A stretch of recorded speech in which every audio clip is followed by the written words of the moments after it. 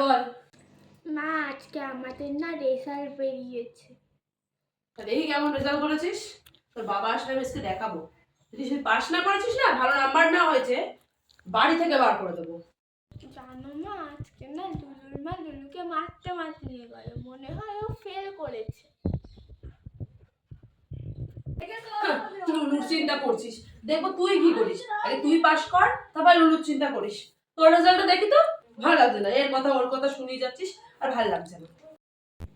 এ নাও result.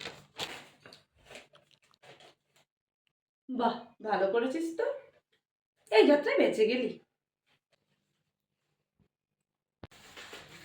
কই গো বুলবুলির মা, বাড়ি আছো?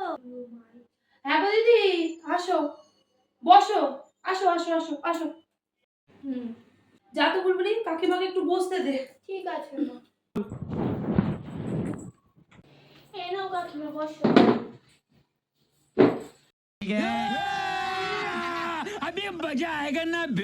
তা আজ তো মেয়েদের রেজাল্ট বেরোলো, তোমার মেয়ে কেমন করেছে পরীক্ষায়?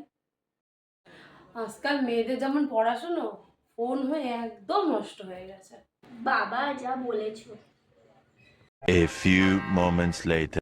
তো না না গো বুলবুলির মা, আমার মেয়ে আমার হাতে হাতে সমস্ত কাজ করে দেয়। জানো তো ও খুব স্মার্ট, ওর মতন হতেই পারে না কেউ। এবার বলি, হ্যাঁ মা। কাকিমাকে একটু মিষ্টি দে তো বুলবুলি। ঠিক আছে মা। এ নাও কাকিমা মিষ্টি। এইসবের আবার কি দরকার ছিল? নাও না কাকিমা। দরকার ছিল বই কি দিদি, আমাদের বুলবুলি তো পরীক্ষায় পাশ করেছে। এ বুলবুলি, তুই তোর কাকিমাকে একটু বল তো, তুই পরীক্ষায় কততে কত পেয়েছিস? ঠিক আছে মা, বলছি কাকিমাকে। ও কাকিমা শোনো, আমি বাংলাতে এ পেয়েছি, ইংরেজিতে এ পেয়েছি। থাক থাক, বলতে হবে না, বুঝতে পেরেছি। ও মা।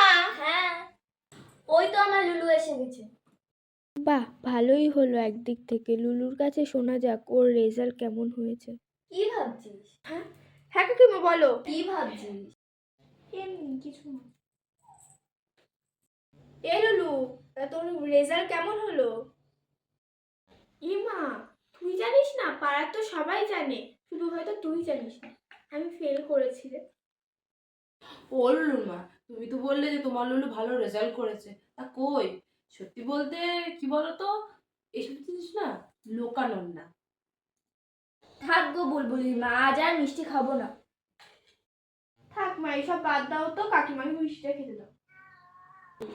ওর বাবা বাড়ি আসলে আবার না দেখতে পেলে রাগারাগি করবে। আজ চলি গো দিদি, চল লুলু বাড়ি চল।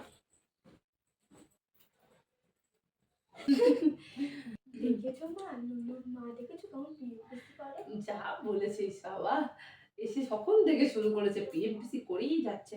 থাক বাবা, তোমার ওসব মাথায় দেবে, তুমি ভালো করে পড়াশোনা করো, এটাই হবে। ওষুধ দিয়ে কান দিতে হবে না, বুঝেছো? আগে পড়াশোনা করো, কিন্তু তুমি তুমি ওষুধ দিকে কান দিও না। হ্যাঁ